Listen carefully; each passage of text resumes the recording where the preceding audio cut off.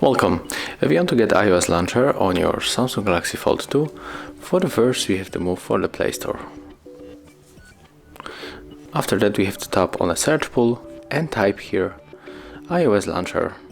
You can also take it from this quick list, and we have to get this application from the Lutin developer, so let's install.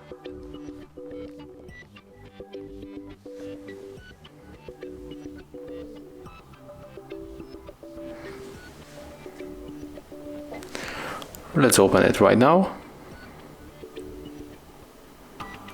Accept the permission and click on the home button. Select iOS Launcher 14 and click Always. And as you can see, here we are with our iOS launcher on the Samsung Galaxy Fold.